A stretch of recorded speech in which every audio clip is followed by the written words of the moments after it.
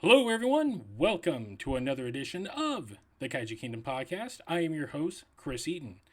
And before you say anything, no, this is not another Chris solo episode where I rant and rave like I normally do when I do these solo episodes. No, what you're about to hear is our San Diego Comic-Con 2024 panel. And I do apologize. I've been sitting on this for far too long. We are exactly 5 days out from the 2025 edition of Comic-Con. And I've been meaning to get to this, but unfortunately, life got in the way. I spent a month in Japan. Jessica was in Japan right after that. And not only that, but I had a little move across country. So I'm getting around to this now. This was a fantastic panel. And if you're asking, like, wait, didn't you put out a panel episode? Well, yes, we did. But that wasn't our show panel. Jessica last year had two panels. We had our panel, and then she had her Godzilla 70th anniversary panel, which had Allan Henry, TJ Storm, and director Ryuhei Kitamura. So that episode is up in our archives if you want to go back and listen to that. This, though, is our yearly podcast panel emanating from the San Diego Central Library. We were joined by Allan Henry and TJ Storm. TJ wasn't originally supposed to be on the panel, but he said, hey, I'll come join you guys. We're like, more the merrier. A little quick side story. Allan, it was his first Comic-Con ever. The dude is amazing. If you ever get a chance to meet him, please. He's awesome. And same with TJ. I can't speak highly of either of these men.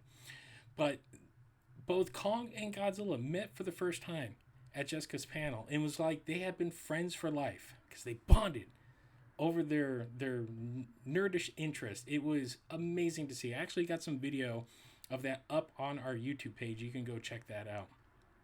But besides those two, we were also joined by Daniel Edrey, the effects artist who animated Tiamat in Godzilla x Kong, The New Empire.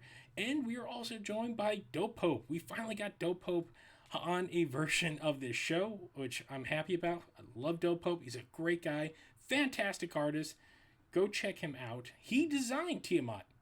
The version you see in the movie, that's his. So, what I'm going to do now is whisk you to past Chris and Jessica as we emanate from San Diego Comic-Con 2024. And hopefully, you guys will be joining us for our 2025 edition, which is in a few days as of the release of this episode. And yeah, sit back and enjoy some Monsterverse madness. Exhibit hall for a while. Hi everybody, how are you guys doing? So thank you for making the trek out in the San Diego heat to make it all the way here to the San Diego Central Library. Thank you so much. And we do have something for all of you who were able to do that, so we're going to stay tuned to the end. We did promise a free panel giveaway. So you guys would, I hear somebody in the front. Quietly do that. And my name is Jessica Say, and this is... Hi everyone, I'm Chris Eaton, and we are the hosts of the Kaiju Kingdom Podcast.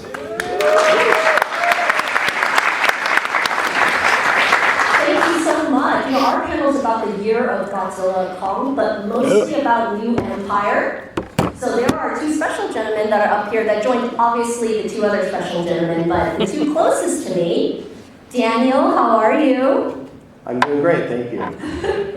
And who knows Tiamat that was inside of the film? Look at that. Look, see the other hands. We hope we can see the other hands. She was glorious. Yeah. I wish we saw more of her because she's see, someone is clapping out there. You were the 3D modeler for it. Oh, I asked right when we drove for coffee. Yes, 3D modeler, yes.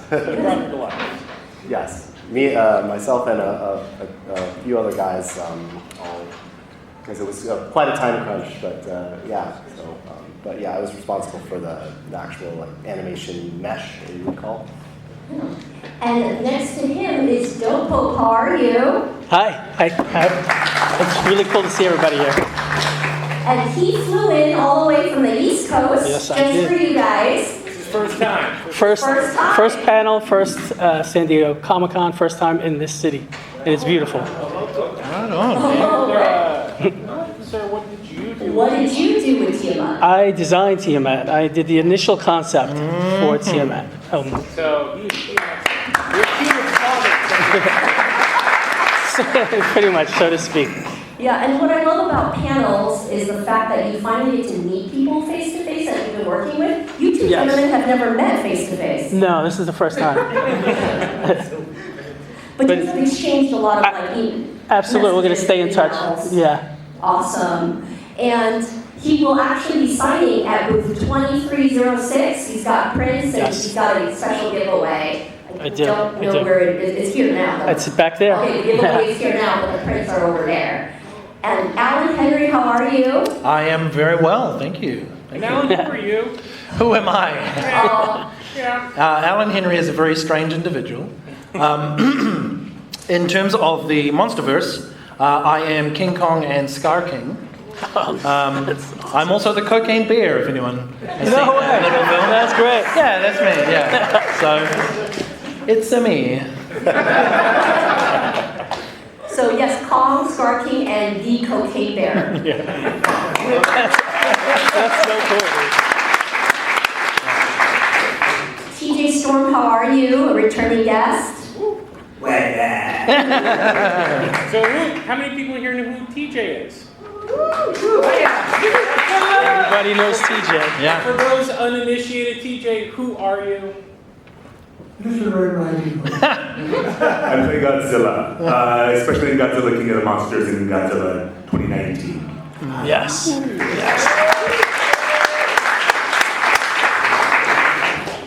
Just real quick, we have some photos to share. Alan, that is you. To prove that, you're... That I was around a place one time. Yeah, That Mecha Godzilla cosplay awesome. was incredible. yes. TJ, this is you. Of course, everyone wonders, how are you standing in that water? But That's what the J stands for, right? Jesus. There she is. Oh. because that is you actually in. Oh, I tried to look a photo of this for you, Alan, but I couldn't find one. Hence the photo reference. Very, for Mechagodzilla. very secretive. That's great. I sleep in that. So Yes! this beauty. Beautiful. Now, when you guys designed her and were working with her, DopePope and Daniel, did they give you any sort of hint how long she would be on screen? Because many people really loved her. She became a fan favorite. And they wanted her, spoilers, she ascends to the heavens, the Kaiju heavens, but they wanted her around longer. Did you guys get any hint of how long she would stay? Do you mean like lengthwise? Or Like do you mean- lengthwise in the film? Oh, no, they don't tell us a thing. They don't tell us anything. So we had no idea. On that note, for both, so I guess we'll start with DopePope and Daniel. When did the process start for you guys with Tiamat? I was lucky enough to work on Tiamat as early as 2019. So it's been 5 years since from the concept to where she shows up in the movie. But she did show up in the comic, right? The Godzilla Dominion comic, where her design was slightly changed or whatever. But that's how long it takes. Like behind the scenes talk, it took about 5 years from concept. But I don't think the concept was being worked on for 5 straight years. It just sat dormant for a while until it was ready to be used. And that's my understanding of it. So by then I was forgotten about. Did you see the toy downstairs? I have not, but I want to buy it. Is it available for purchase? Because I'm not leaving without it. I haven't asked. Nope, there we go. Thank you very much. Always thank you to the AV team of every single Yeah. San Diego conference. So, it's at the Diamond Preview booth. They say they have things for sale, and I was asking, and they're like, so I don't know, but you guys go down, actually, the booth where he's signing is right next to the Diamond booth, so you can actually see his team on Let's figure. try to get a couple. It is out I there. didn't see one. But And then, yeah. for you, when did you start on the process? It was probably only about a year ago. I think we were fairly close to the movie's release. But it was a very quick turnover for a 3D asset that's this detailed, because basically I got my supervisor reached out and said that, we need to make a kaiju and it needs to hold up next to Godzilla, which is very, very intensely detailed creature. And we basically had about, I think, just over a month to create, to take Joe's concept 3D sculpt and turn it into something that can be animated and rendered and glow in that way.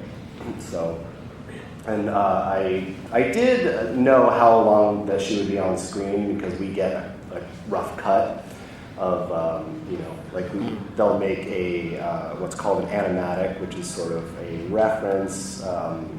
A rough reference for everyone that's working on the project to kind of know what the story beats are. But, it's the nature of my business that even if something is on screen for 30 seconds, it still needs to look amazing, so we still had to put in every bit of care and love as, all the other kaijus, Kishimo and all the others. So a question for all of you, we'll start with TJ and move down to Daniel. When you guys were watching this film, you two are obviously, your characters are the protagonists of the film. Did you think that Tiamat was going to be a fan favorite? Kind of like how we don't really see Boba Fett in the original for very long, like he becomes a fan favorite. Did you see that coming because she's so well loved? Or like, wow, she was so powerful, I wish I saw more of her. Part of the storytelling is what happens before you see the thing. They set it up really well. They're like, oh, there's something out there. Oh, it's a really powerful one. It's a big one. Yeah. So the setup is amazing. And then you see it, you're like, okay, that's badass. And you just hope that this is going to be a great clash. You don't want it to be over because that model is absolutely stunning. It's absolutely gorgeous. So yeah, I loved it. It was I absolutely was like, yes, go. So it was really, really fun to watch, and I really enjoyed it. I enjoyed the setup, and I enjoyed the payoff.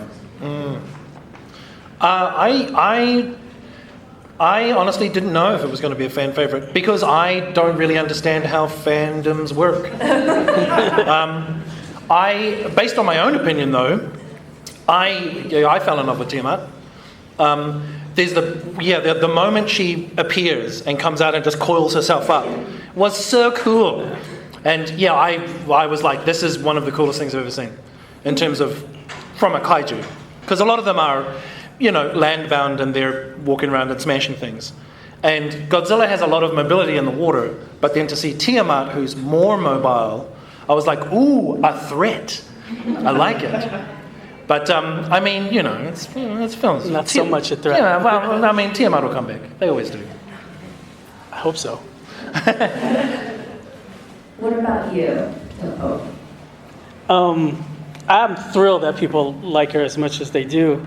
I'm torn about her dying the way she did because, on one hand, I would love to see her return and make multiple appearances, and there's a part of me that thinks that she just might, especially when people talk about her online and stuff. So keep doing that.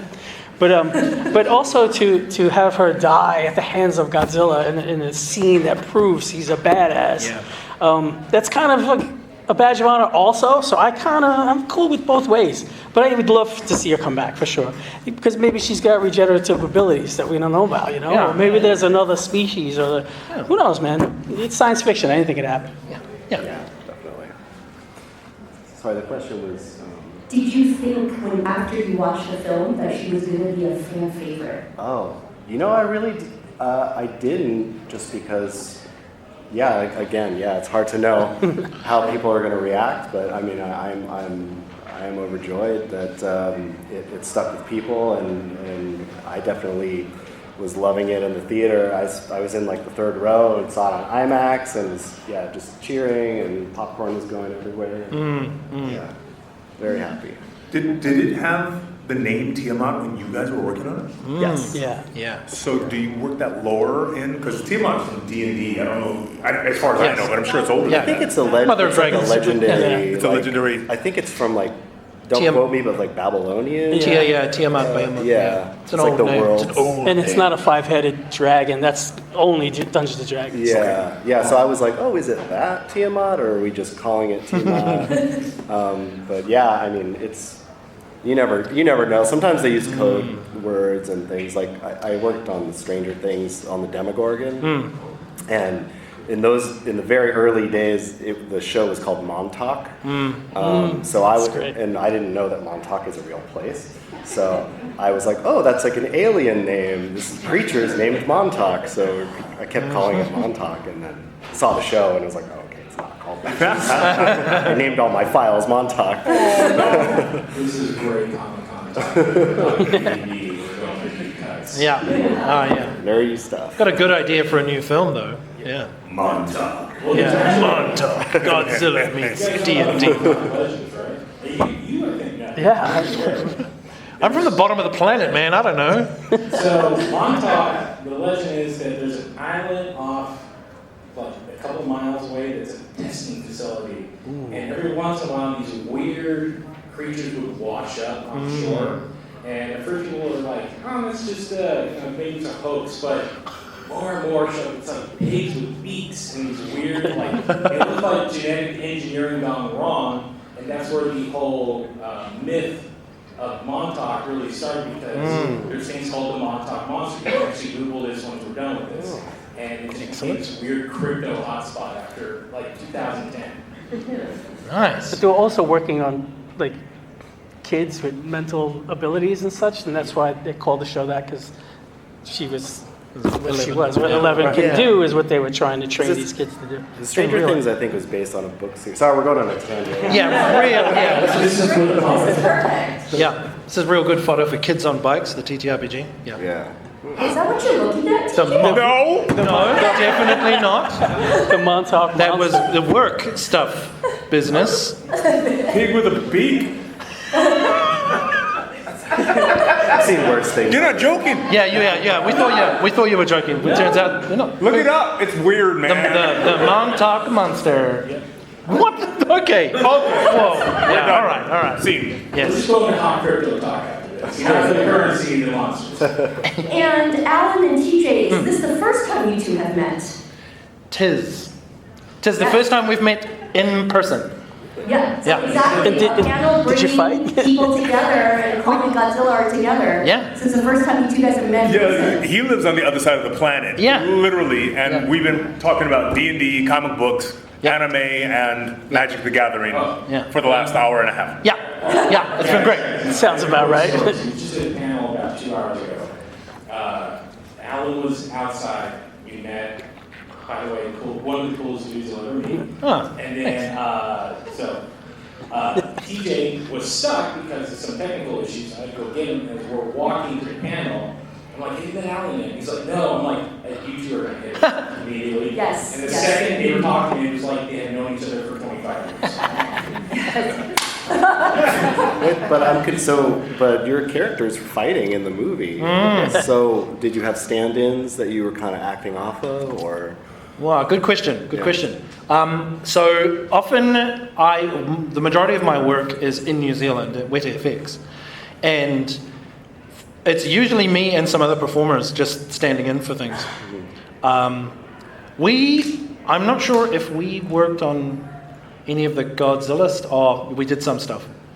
And we did. There was one point where I came in and they were like, "Hey, Allan, how are you with suplexes?" And I was like, "I'm fine. I had my old, one of my old movement coaches was a pro wrestler, so he taught me how to suplex." And they're like, "Good." And that was all they said. And I was like, "What does that even mean, guys?" And then I got suplexed for about 2 hours, and and they felt bad. So during the lunch break, I suplexed a bunch of people, so it was fine. Who was suplexing you so you could take the ball? There was a guy that I had to teach how to suplex, so that he could suplex me. So pro wrestling parlance, it's a lot of trust, guys, because you're putting someone else in your hands. You literally are teaching a guy, like, this is how you don't break my back or my neck. Yeah. So doing that's ballsy. I mean, what better teacher, right? Yeah. Than someone who'd be like, "You're going to be throwing me, so Don't screw it up, please. That's so cool. You know, from a fan perspective, Daniel, we'll start with you, and then we'll end with TJ. We call this the year of Godzilla and Kong. We were at G-Fest earlier, like North America's largest Godzilla, 2 weeks ago, Godzilla convention. We had Jared Krzyzewski, who was the concept designer for like Shimo, Starcade. Yeah. He's awesome. Yeah, very cool. On our panel, the other gentleman was Brian Buccellato. Yep. He is the writer for DC and Legendary Comics. Godzilla versus Justice. Wait. Godzilla versus Justice League versus Godzilla versus Kong. And both It's awesome. did really Such a cool well. comic. His comics has so many variant covers. His comics Yeah. are selling out. You The bought 'em? movie did very well. Yeah. You know, this is really the year of the two major characters that we didn't think we would see a third installment of. The first was back was years ago. 62. 62. So, from all of your point of views, did you guys, why do you guys think these two American and Japanese properties coming together doing so well? Because some people can say, it's cringy, I like their worlds to be separate, but others love it. Why do you guys feel from a fan perspective, or even a story perspective, why do you think it works so well that these two characters are on screen and on paper together? Good Oh, question. well, I mean, they're both beloved characters that have been around for, I think the first King Kong movie came out in the 30s. 33. 1933. Yeah. 33. It's crazy. And of course, the great Ray Harryhausen. Or was that Melissa Bryan? I get that. Yeah, sorry. And Godzilla has been around since the 40s. These are, such legacy characters, and they have strong fandoms on their own. And I think why not, bring them together and see what happens, because it's happened before. There's been Godzilla versus Kong movies, so Yep. I think it's just fun. Why not? People want to see Batman fight Superman or Iron Man fight the Hulk. Yeah. Those are fun. You look lost in thought. I thought you said you were going to go back to TJ. No, we're going to start with Daniel. We're going to go end with Gotcha. I think it's just fun to watch them fight. I mean, it's like a gorilla versus a crocodile, but essentially is what we're watching fight. And if you were just watching a real gorilla fight a real crocodile, you're going to sit down and you're going to watch that. You're going to watch the shit out of that. So that's just entertaining. But then when they team up and then they fight other things, that it doesn't. Come on, it's just. Yeah. It gets like now there's a lion in the mix. It's just crazy. It's just entertainment value is off the charts. Whether they're friends and they're fighting other monsters, or they're fighting each other, or you just mix it all up and they're all fighting each other. Come on, it just doesn't get better than that. But if you keep doing it, at some point it just gets a little old, and you got to branch out. And then at some point you come back. So that's why it keeps happening. It happened in the 60s, it's happening now, and it's just going to keep happening because people are going to keep watching it. That's how I feel about it. Before we get on, let me ask the audience, how many of you guys here became fans because you watched the Toho movies back in the day? Okay, and how many of you playing in on the Monsterverse stuff? It's fine. You can be honest. It's fine. We don't judge. And who likes the Roland Emmerich Godzilla? Roland Emmerich's one. Yeah, man. It's got a good soundtrack. Yes. Continuing with you, what your perspective? Why Godzilla and Kong? What the vaccine legacy? What is it? I mean, I'm biased because I've only done the Kong and Scar King performances. For me, I think there's a lot of connection for an audience through Kong, especially in these more recent ones. You can see that Kong is. You see how soulful he is as a character. You see how thoughtful he is, and his desire to have that connection with his family, but also the connection he has with Gia, and then eventually with Zuko. Spoiler alert. I think as peoples, we're also trying to find that connection. We're trying to find our people. We're trying to find our fellow weirdos. So I think that's how. I think that's why Kong endures. He's also a big sweetheart. So with a robot arm. And like he's Best kind of sweetheart. yeah. That's powerful. That's playing with power. Yeah. Yeah, from one Titan holding up a gauntlet, destroying the universe, to another Titan holding up a gauntlet, saving people. Like, well done. TJ. I think Ken Watanabe said that it's best. Let them fight. That's why we go to kaiju movies. We don't go to watch them dance through a flowery meadow. We go to watch them fight. And who better than Paul? So it's just fun. And if they can team up to fight something bigger, even better. So I think that's part of the fun. And I love it. Ever since I was a child, I love it, and I still love it. Also, Batman versus Superman, really? That's not even, come on, man! I'm teasing.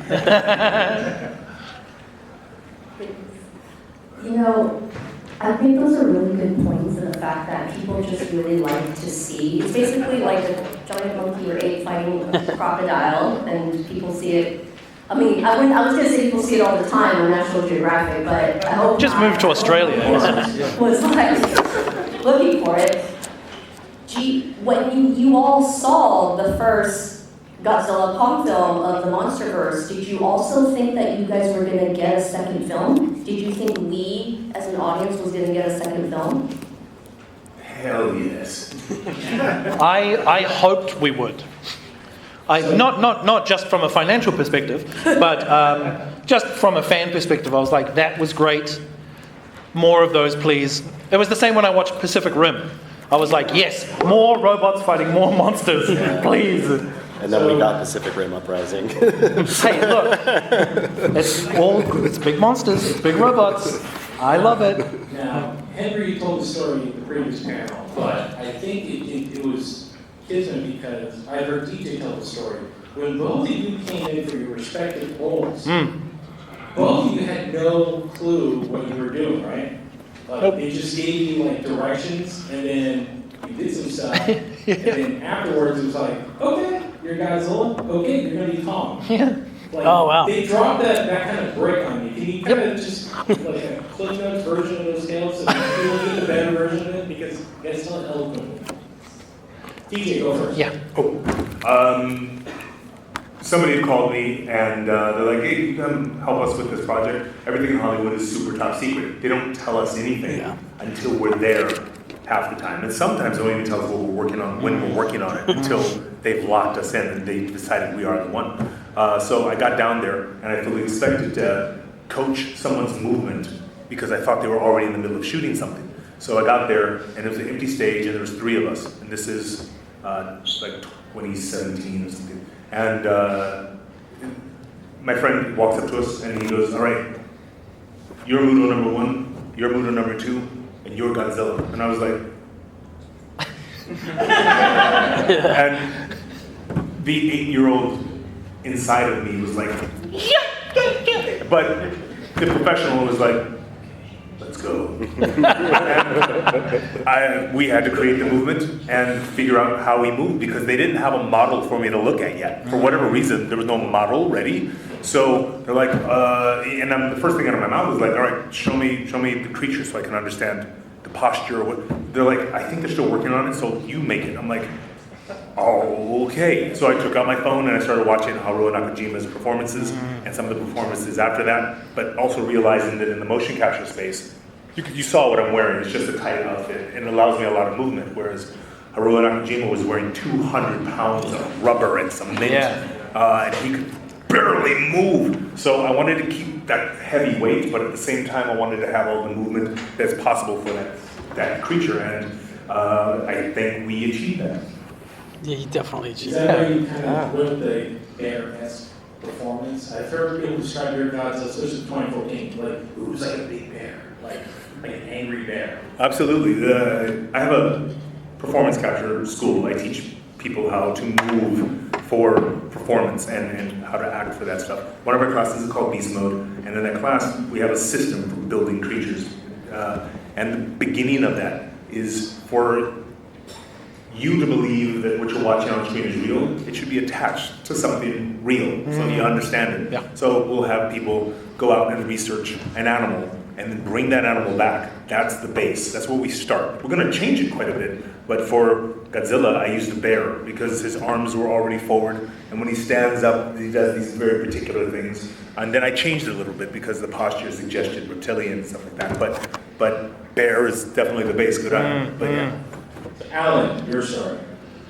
It's almost a play-by-play of TJ's. I got a phone call from some of my friends at WetFX, and they just said, "Hey, Allan, we're doing some performance capture. It's for like a big ape. Do you want to come in?"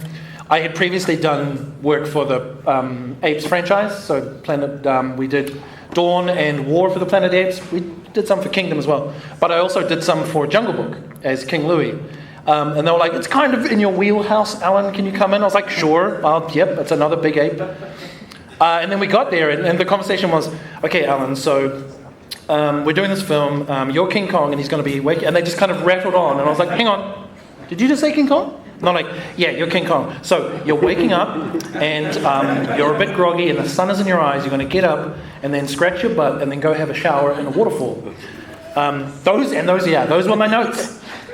So I kind of, like TJ, I had to be very professional and say, "Of course, yes, let's do that." Whilst on the inside being like, so yeah, that was that journey.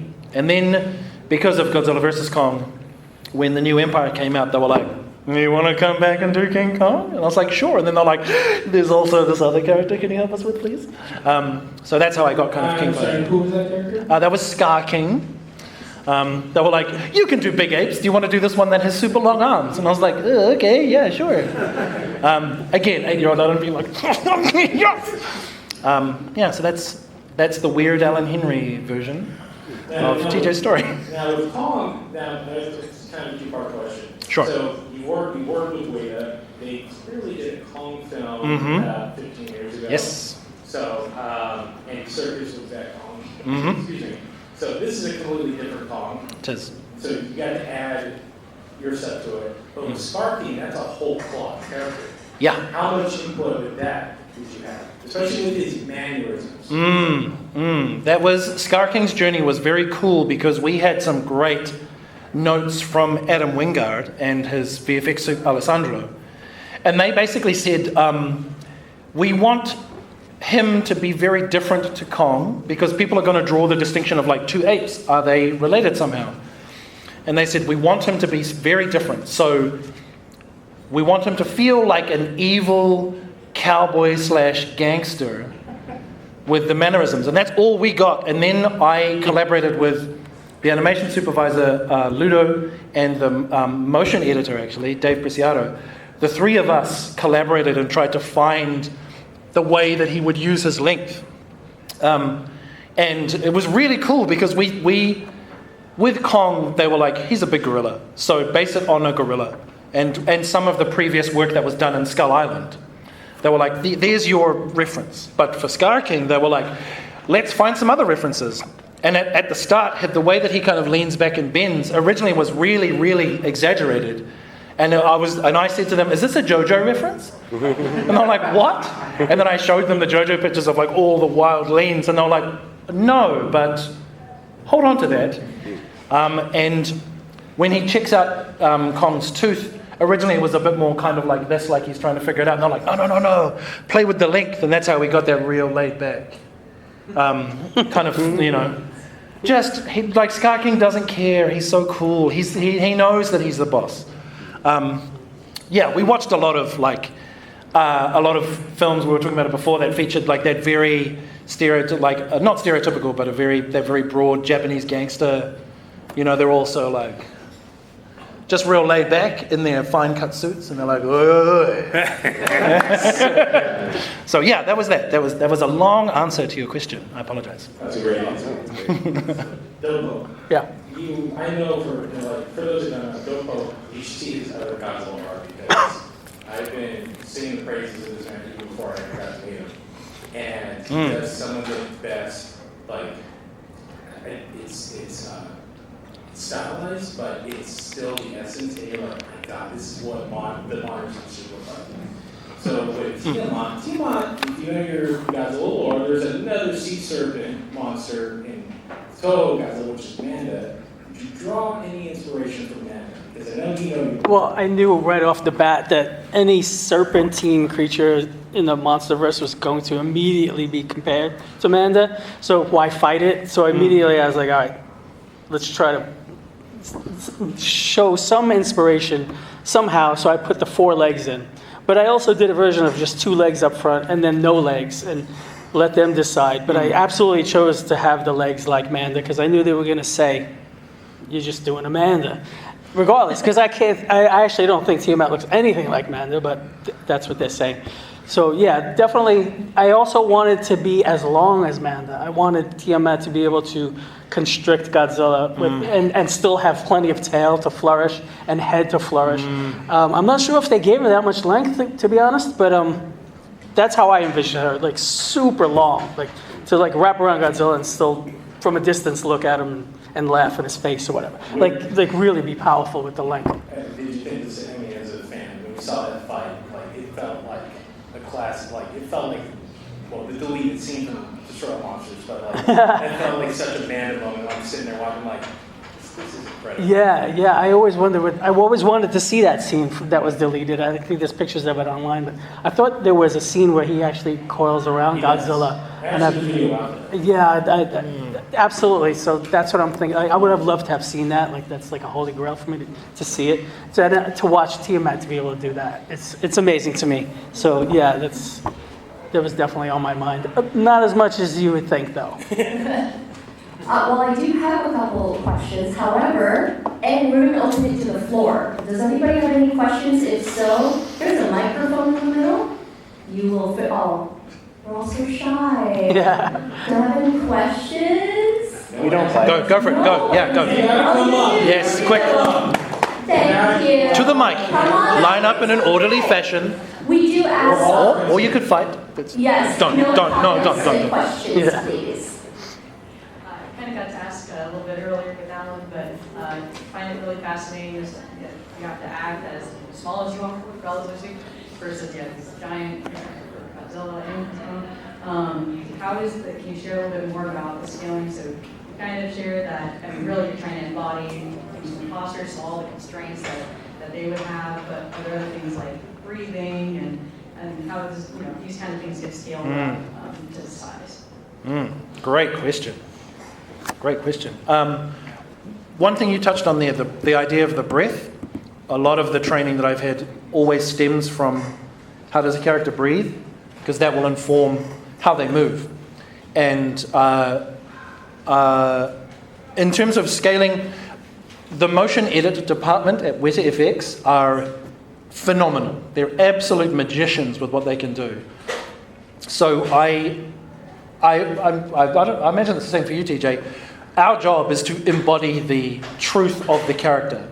So if a character is scratching their face, it's more truthful for us to scratch our face than to mime scratching a big face up here for the sake of a model, because that can be retargeted and shifted and changed, and they can slow down time, they can change the gravity.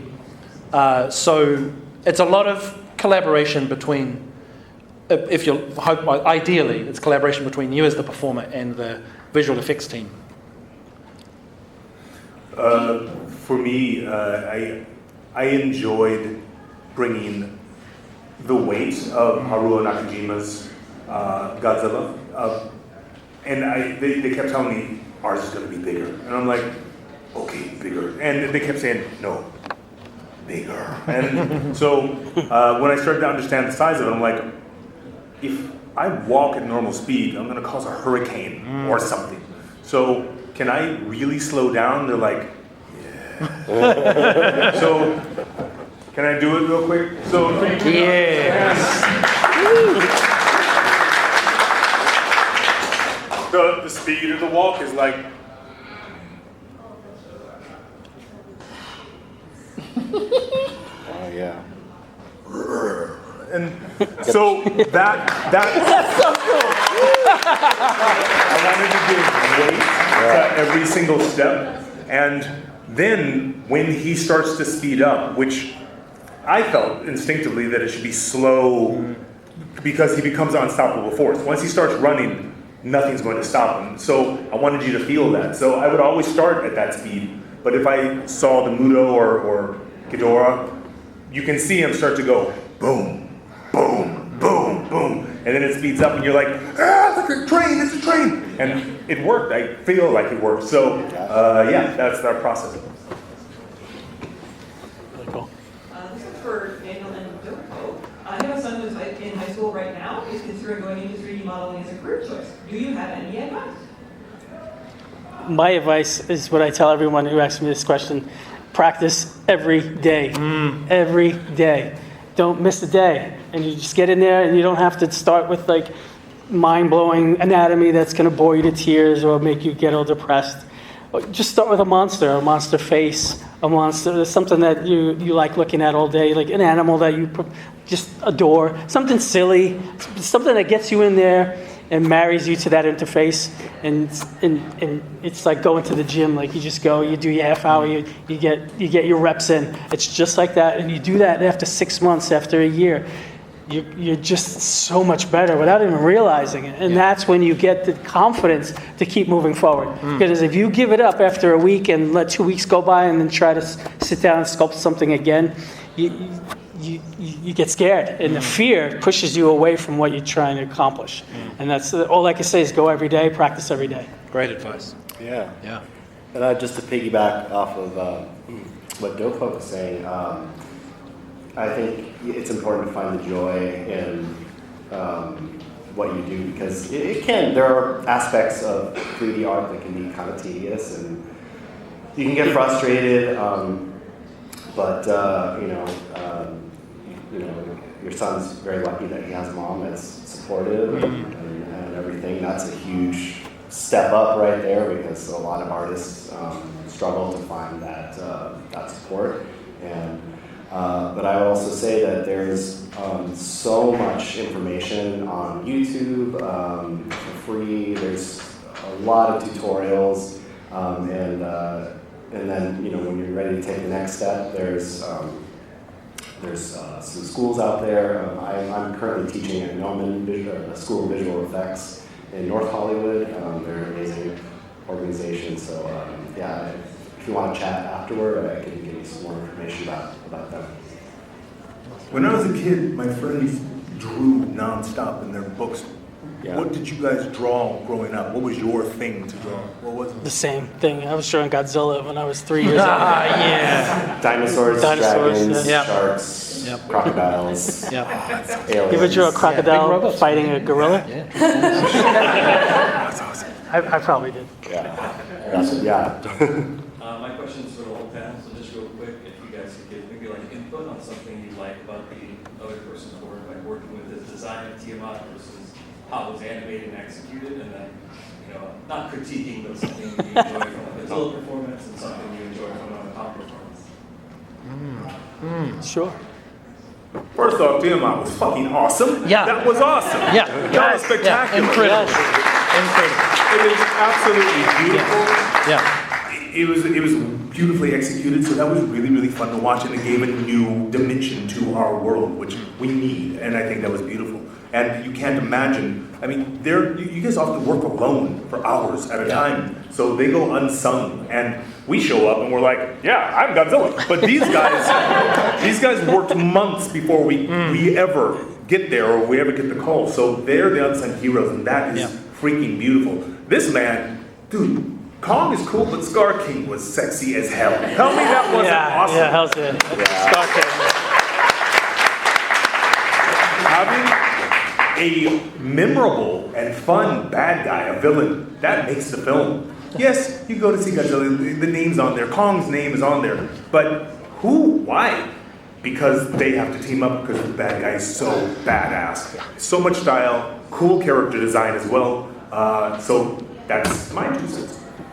Awesome. Yeah, right on. I mean, I've admired TJ's work for a long time. As a creature performer and an actor, as well as a big nerd. I can't sing TJ's praises enough. Try. Well, TJ is lovely and so generous. No, TJ is an incredible performer and a wonderful, wonderful person. And I echo what he said. Tiamat was beautiful. That concept art is you can see her energy and her power. You like, it's only a still image of her roar, but you can hear it. Yeah. And That's really cool. yeah, the way that she moves is brilliant. When Godzilla blasts and she snaps out and looks at him, it's got that vibe of like an angry old lady coming out of her house, being like, "The hell are you doing?" You know, like it's my lawn. Yeah. So yeah, you really, in the brief time that she was there, she made an incredible impact, which I think really is testament to your skill as creators and artists. So thank you. So I'm definitely going to speak to Daniel's treatment of Tiamat for the film Glorious. I mean, I cheered when I saw the movie. I was like a little kid watching that happen, and that's thanks to you, obviously. But I also want to compliment you. I didn't know you did Scar King. Yeah. And Scar King, when I first saw Scar King, I was like, this villain has so much swagger and so much personality. I love the scene where he gets up and just saunters over and looks over down, and I'm like, that is so badass. And that's you, 100%. Not bro. just a generic Really, creature, really it's well like done. That personality. that was killer. And 2019 Godzilla might be my favorite. It's pretty good. So Yeah, you man. know I'm a fan. Yeah, I remember, because I think I'd been doing maybe some sort of more boring tasks, not boring, but Dr. Strange has to pick up a soda, and we need you to model this soda, or something like that. And then they were like, oh, we got something good for you, we got a monster, and then, when I saw DopePope's design, I mean, I fell in love with it. I've always been really enamored with Asian-inspired dragons, and I think you put a really wonderful twist on it, where it's still recognizable as that. Right. Because they're very. It's not only reptilian, but it's got a little mammalian. Like the feet are a little bit kind of like paws a little bit. Yeah. So I just had so much fun. And I want to give a shout out to the rest of my team. Matthew Aarney was the supervisor, and he sort of was the intermediary between your initial concept, and then we kind of continued to work and try, okay, what kind of spines are we going to have? One row of spines, we're going to have 3 rows of spines. And then Robert Pashayan, he worked on the body, and I kind of more focused on the head. And then we had, and I think maybe he did the coloring, and then who decided on the pink? Because my designs initially had no pink at all. I had more like purples I'm and not stuff. even sure, but I remember there early on them being like, we really want to focus on the glow, the bioluminescence, and everything. And I don't know. So did you do the glowing stuff? I did bioluminescence, but most of mine was like light blue, More like blue. Godzilla-esque. Yeah, I think I that's knew what they I would saw. alter colors and whatnot. So I Final. even took your concept art and lined it up with the face, and I projected that your design for the bioluminescence right onto the model. Oh, wow. So that's basically still your design. Maintain the spirit of I your didn't know that. design. That's awesome. Yeah, That and makes they me wanted happy. it to kind of have hot spots in the middle and then kind of fall off. So it was a fun challenge to try. Thank you guys for keeping the design. Yeah. So as soon as I saw it on the screen, I was like, that's my work. That's it. I was thrilled That's to a see great it. 'Cause feeling. I know it changes, and I was okay with it getting changed, but it didn't change that much. Yeah. I was shocked. If anyone wants to go into this line of work, it's an indescribable feeling. You're sitting at your computer and you're clocking in, doing your stuff, and clocking out. But then at the end of the day, if you see your work on screen, you see your name in the credits, it's you're on cloud 9. Yeah. So we actually have a quick one last question. If you could just pick one person. The last two, though, you guys may ask your question to these gentlemen outside. They're going to be here for a little bit for anyone who wants photos or to ask about the Haru and Nakajima scholarship over at TJ School, the Noman School, anything like that. Yes, can we hear your question? Sure, yeah.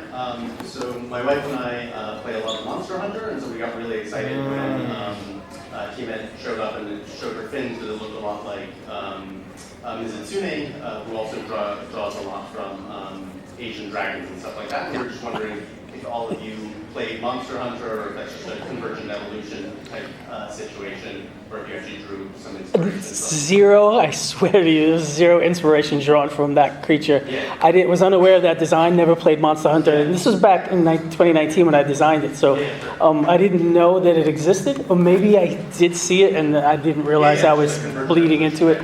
But but when I saw how similar the designs were, I was shocked myself because I was like, so excited. It was great.